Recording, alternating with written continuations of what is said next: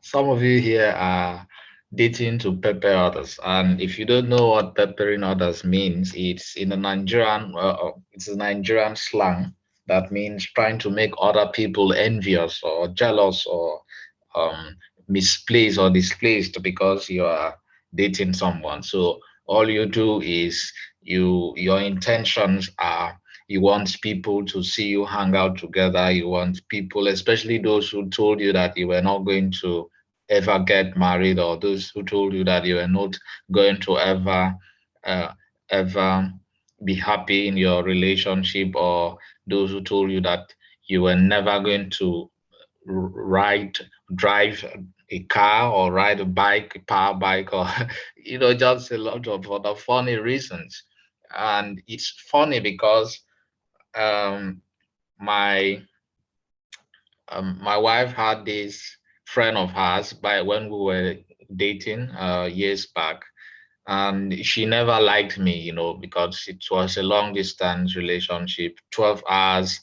uh, I was 12 hours away from my girlfriend Helen, and she was like, Helen told me this when we got married anyway. So she told me that her friend never liked the fact that I was a distant away from her, and she had the top dogs, like people were making a whole lot of money coming close to Helen, and Helen was saying no.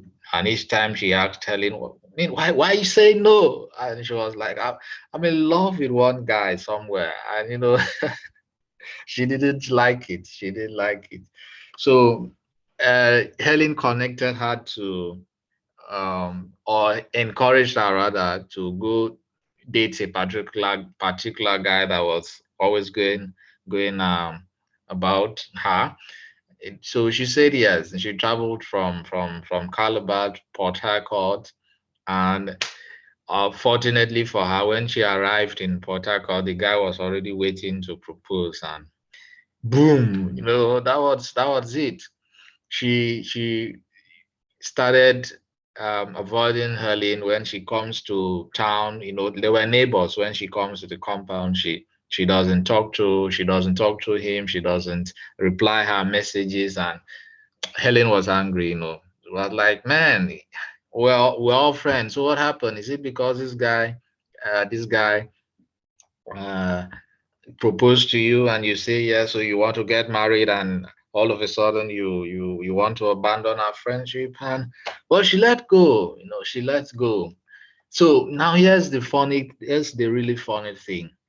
Um, they got married the same year we got married, and it was crazy, really. When few months after our wedding, Helen called me and said, um, um, "Babe, do you know one of those my friends you met some time ago when you come to town?"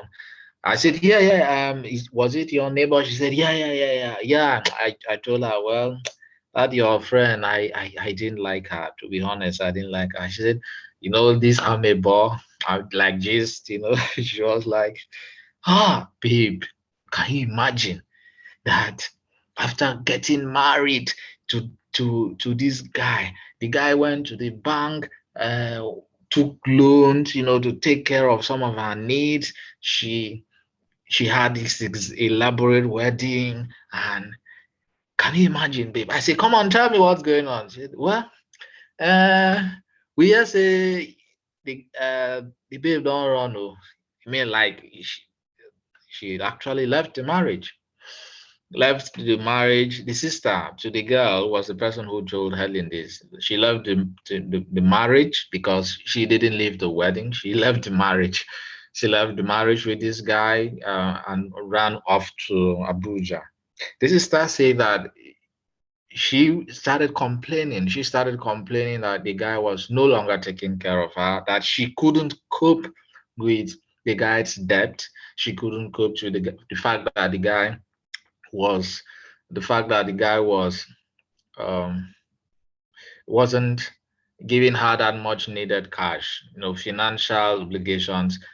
And I folded my hands. I was like, damn, damn, are you serious? I mean, you mean this friend of yours left the husband because he didn't have enough money to take care of her after the wedding, just barely 3 months. She said, yes. I said, come on, how did they get there? Did they not date? Did they not hang around with each other? Did they not ask questions? Did they not make plans? And I was infuriated, really. I was infuriated. In fact, I remember really cursing a lady from afar. Said, why would she do that? Why would she do that? If the guy was abusing her, if the guy was different, had a sexual orientation different from hers and didn't tell her, if the guy had some dubious belief system that she couldn't cope with, if the guy was really beating the hell out of her, I would have said, yeah, go ahead, please, by all means, your sanity first. But to complain solely that this guy can no longer give you a certain huge amount of money after your wedding is not just wicked, but is unthoughtful. It is the height of irresponsibility. And for a lady who did not bring anything to the table, I'm saying this boldly, she didn't bring anything to the table, because if she did, she would have understood that money is not something that it's actually one-sided in relationships, especially in a marriage.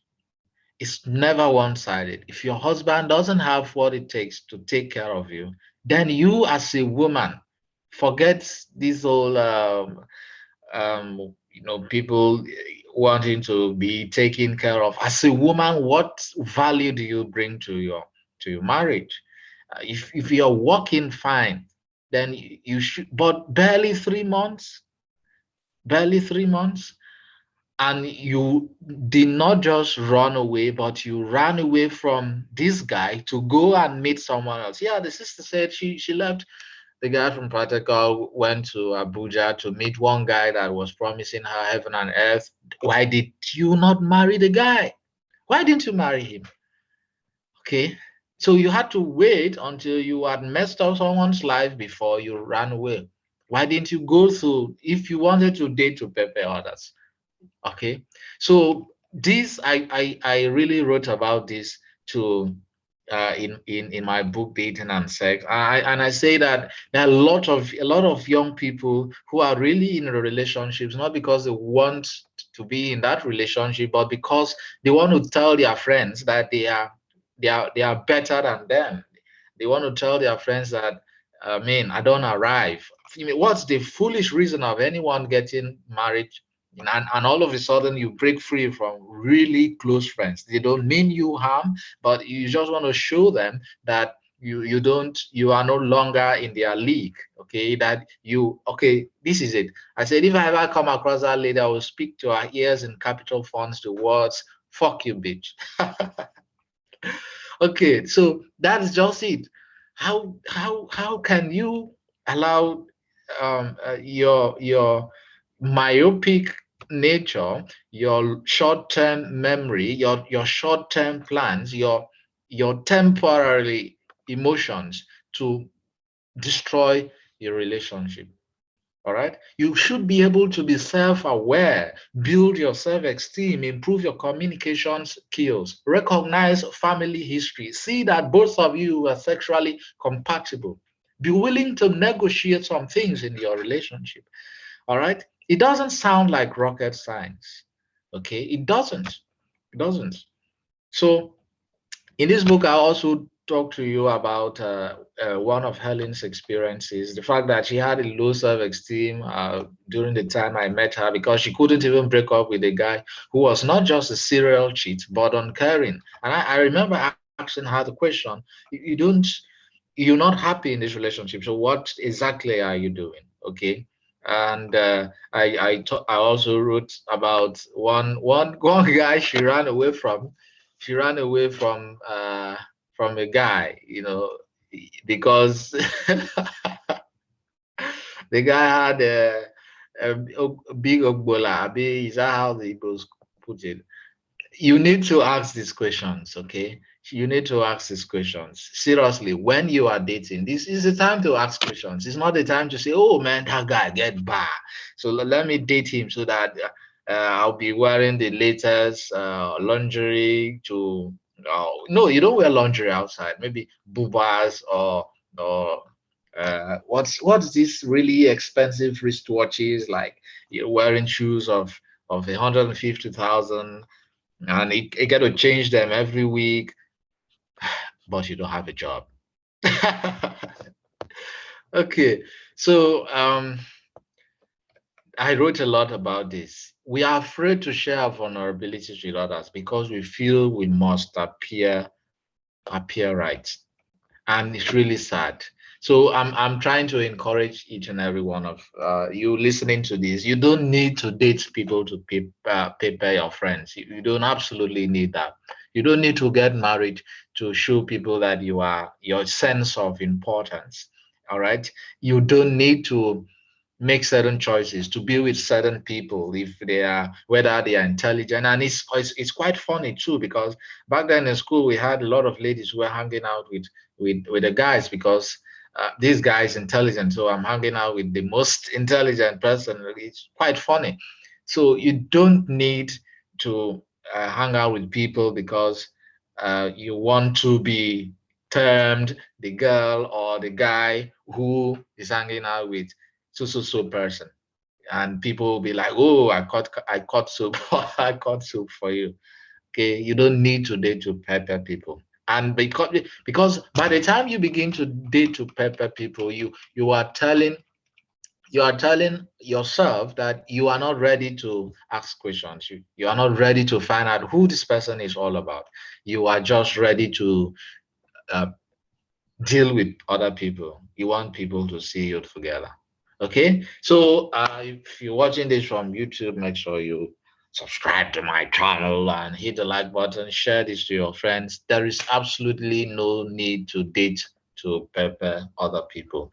You are going to get your dating wrong from the first instant. You want people to you have the intention of getting others to be envious. In other words, you are focusing on others and not on yourself, not on your mental health, not on the long-term plans in marriage. Absolutely. I wish you well. I wish everyone listening to me right now well in their relationship, but you have to start it properly. You have to start it properly. So share this video if you find it useful. I'm going to be talking more about my book, and make sure you get your copy if you haven't. Okay. All right.